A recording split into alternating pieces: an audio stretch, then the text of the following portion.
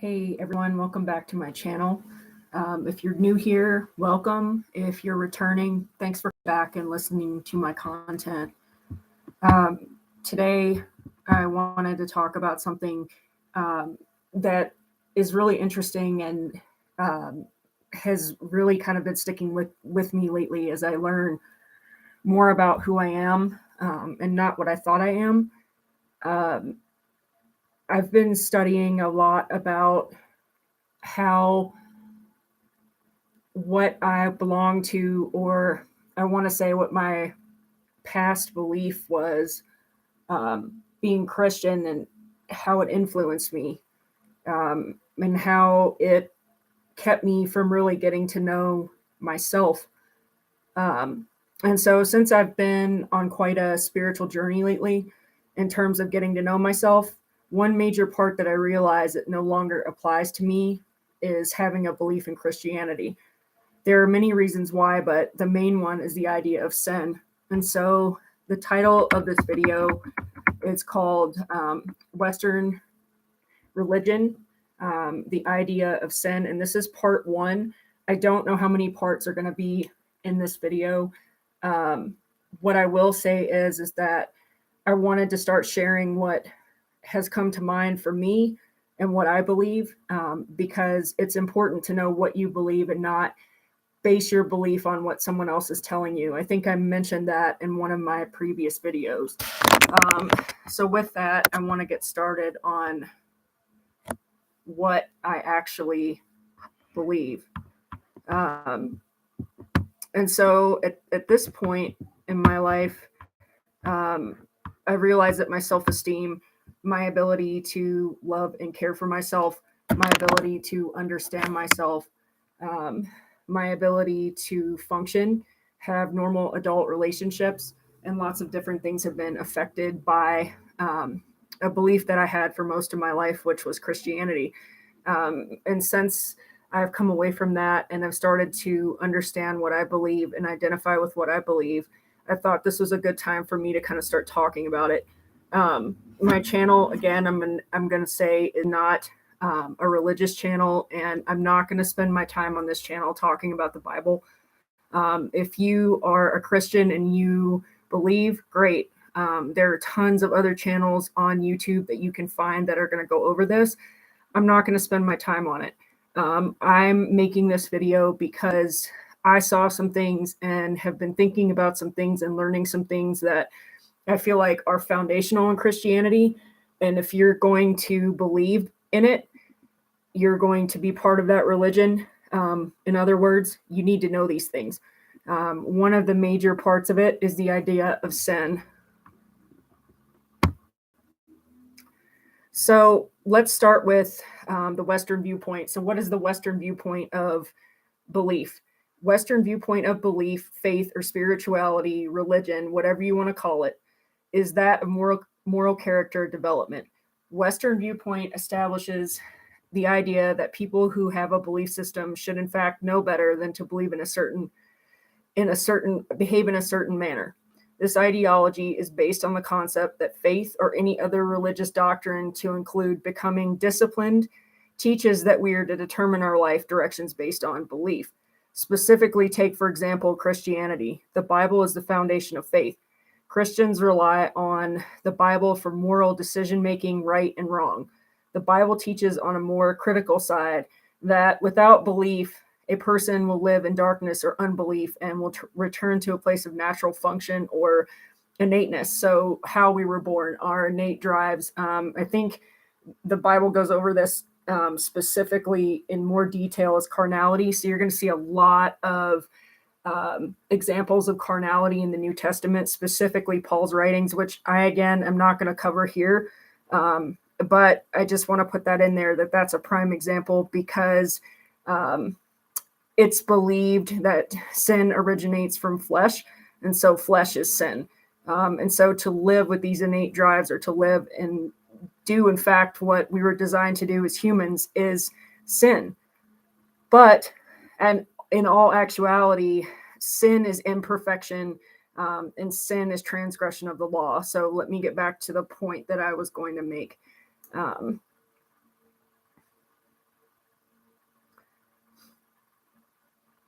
sin in the Bible is defined as transgression of the law. This points to the law of Moses, not mistakes or wrongdoings, which every person is capable of. Let me give some specific examples. One of the ones that I found recently that I was most interested in is in the book of Romans. So in the book of Romans, chapter 7, verse 18, I'm going to go ahead and share my screen and try to pull this up for you guys if I can.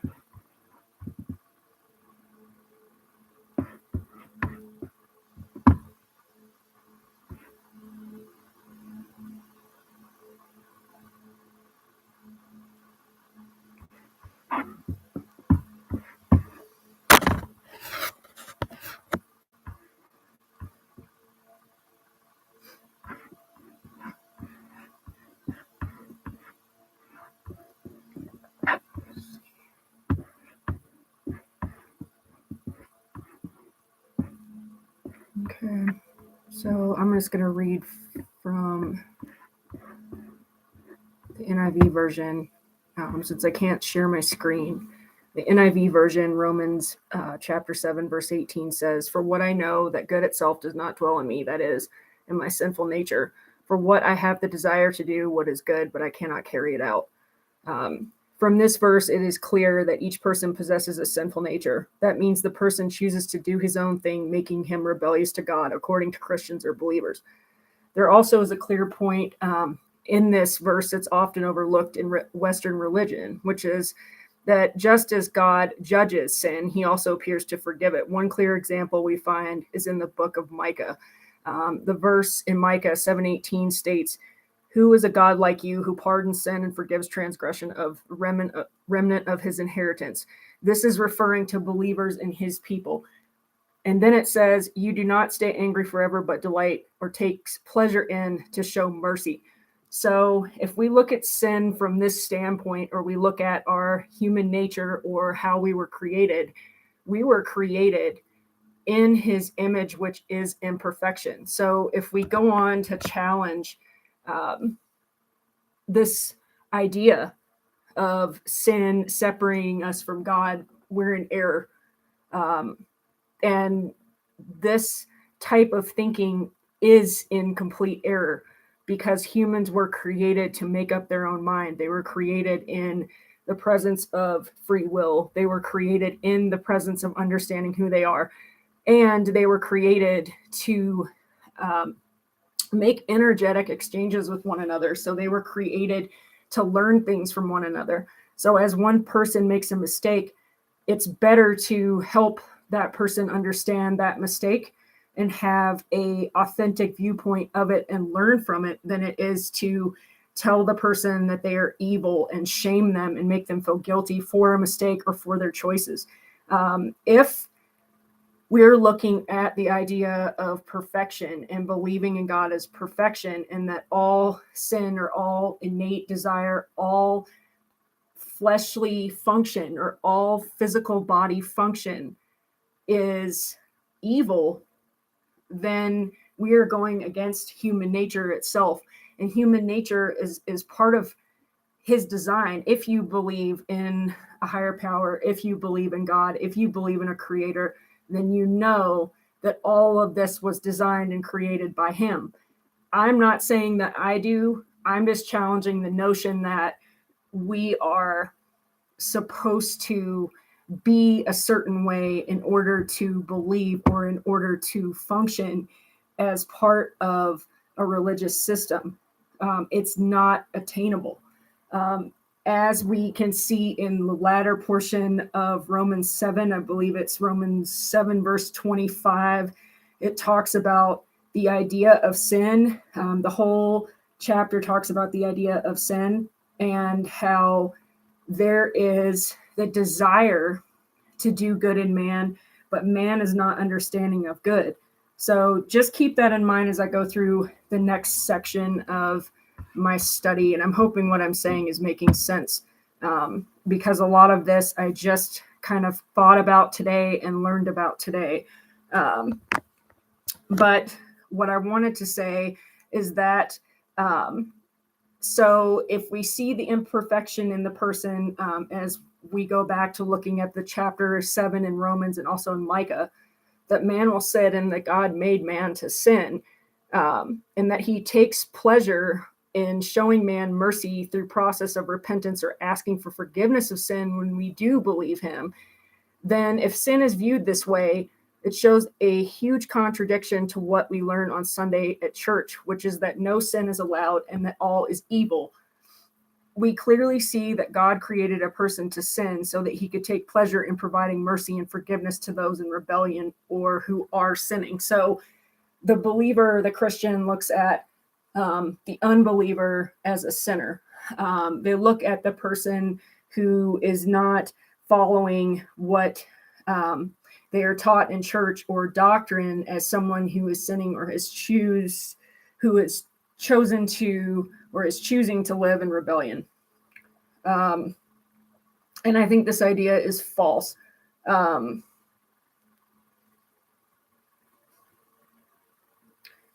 More importantly, what we see in Romans chapter 7 that I want to focus on is the idea of good and bad.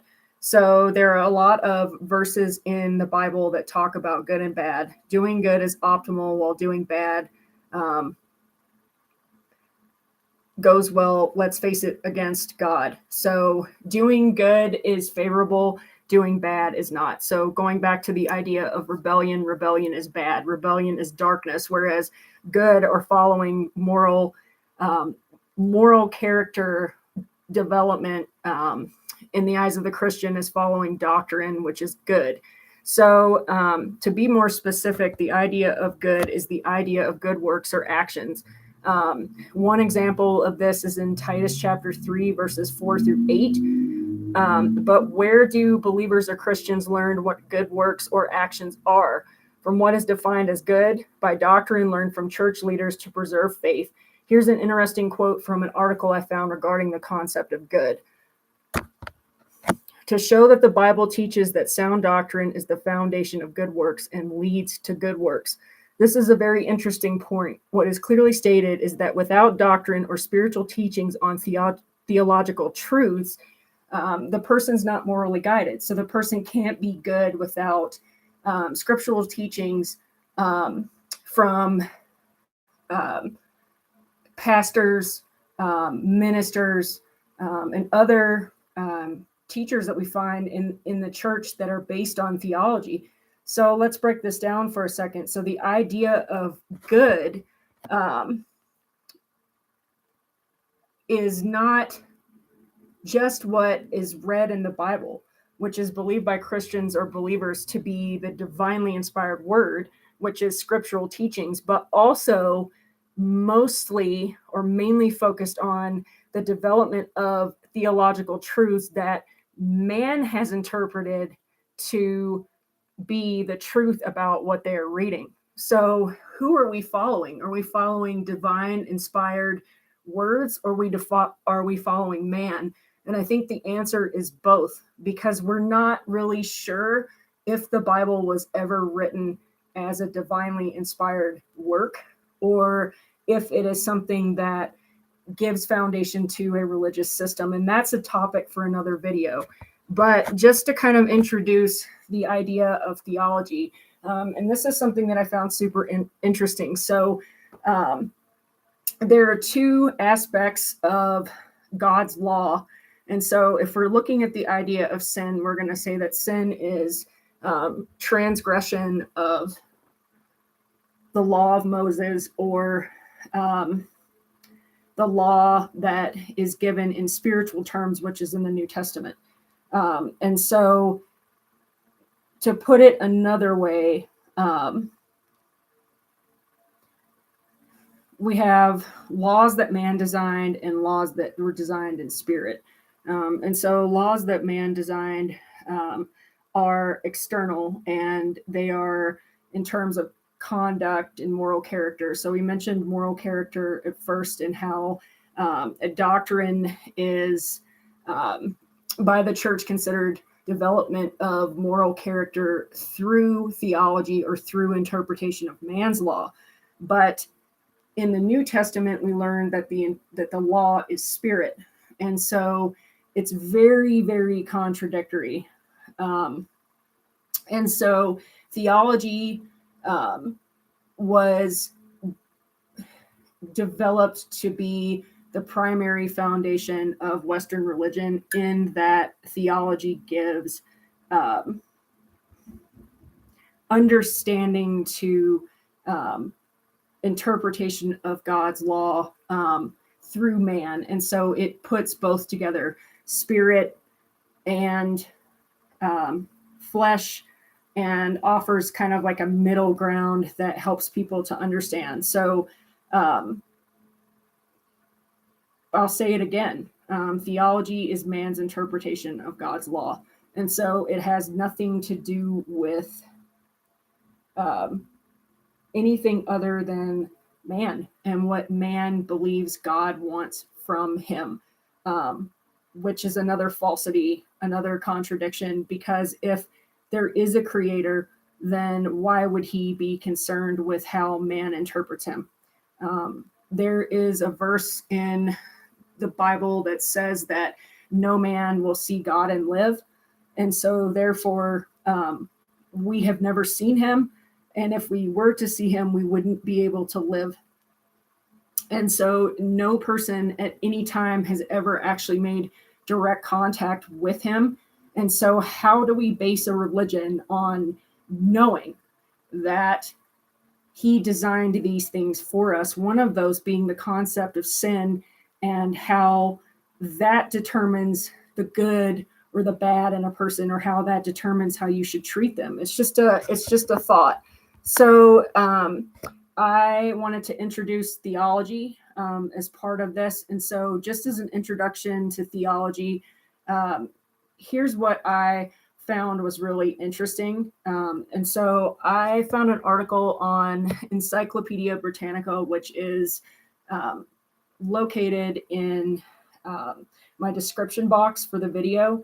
And here's a couple interesting points that this article made. The first one is, theology arises from speculation about religious themes occurring in the Bible. The second one, theology is the central thread that creates all doctrines found in predominantly recognized religions such as Judaism, Christianity, and Islam. Third, this one is probably going to offend you if you're a Christian, but I found this interesting. The article says, from Encyclopedia Britannica, and I quote, "The subject matter of the discipline is treated in a number of other articles. For a survey of systematic interpretations of the divine or sacred texts, see agnosticism, atheism, deism, dualism, monotheism, nature worship, pantheism, polytheism, theism, and totemism."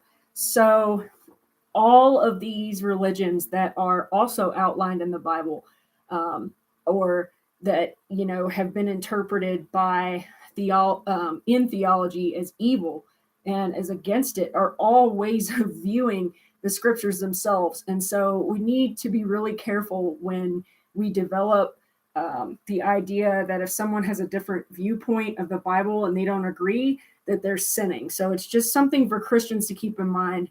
I'm not going to go into that, but I just wanted to include that quote because I think it's really interesting, because it talks directly about the division that exists for thinking differently. And so, like I mentioned before, if you're interested in reading more about it, look into my references in the description box and find the article from Encyclopedia Britannica regarding theology, and check it out. So I wanted to kind of touch on like the personal side of this for me. And here are some questions that I have about what I see is wrong with kind of pigeonholing people into being sinners because they're different, or because they choose to live the way that they were designed naturally. And the idea that you cannot be forgiven once you have received salvation from sin, which is false. because as we've covered in this video in Romans chapter 7, verse 18, and Micah chapter 7, verse 18, that you are not capable, one, of doing good, because good is doctrine, and two, you are forgiven. No matter what you do, you're forgiven because there isn't anyone who is watching you. And so I want to touch on this. So what is the idea of sin producing Christianity for believers? The idea that all fail or all fall short, so that no one will ever be good enough for God. But why would God, who promises to appear just as a loving father in the natural world, want his beloved Christian or believing children to fail? What message does this send? So I want you guys to ask yourselves this. If you're still following a religious narrative and you still feel like you're attached to it in some way, I want you to ask yourself, why would you believe in something that is always going to make you feel like you are not important? But you were created. If you believe in him, you also know that you were created to be important and to be an example. And so those two things contradict themselves. So I want you to ask yourself and really search this out. Like, why do you feel like you can subscribe to it? Something that's so openly contradicting. And I'm going to get into that in another video, but not in this video. And so with those questions, this is what began my search. I wanted to change my focus on how I see myself and how I think I should live my life, because I was a Christian or a believer for so many years and involved in different groups and really searching for truth. And then one day I started questioning that, and here's what happened. So I'm going to say it again. As I have disclosed in my previous videos, this channel is not a religious channel. I'm an agnostic, and I do not want to make my message about the Bible. There are plenty of other YouTube channels for that. I mentioned that in the beginning. I am sharing this message because I believe that what is learned from Christianity or being a believer is to fear what we truly are made to be, ourselves. Growing up in the church, I was taught to fear God, and as part of that fear, I felt guilt and shame every time I made a mistake. This went on for me for years. I thought that God knew everything. I thought that and did and would be pleased with me if I tried to live by his laws. Over the last year or so, the impossibility of this has been something I have lived. I built my life the last 4 years on reading the Bible and dedicating everything to God. Nothing happened. When I started to ask faith-related questions to everyone I knew, and other so-called believers, they abandoned me. They lied to me, and I have learned what is known as faith is nothing more than a strict adherence to doctrine. That is why I'm making this video, because I want to share this experience so that others learn and grow in real ways, not from determinations others make to influence your mind and spirit, ultimately leading to preservation of the soul or degradation of it.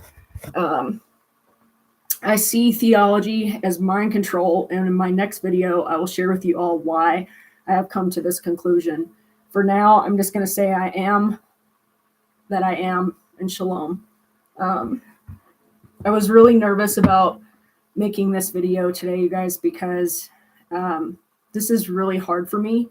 And it's really difficult for me to talk about the things that are going on in my mind and in my heart as I understand my journey, as I understand who I am and the direction that I'm going. I'm still new to making videos, and so I apologize if there's errors or confusion. But I did post the articles that I have been reading and some of the notes that I typed up in my description box. I hope you guys will check it out. I'll see you on the next one. Shalom.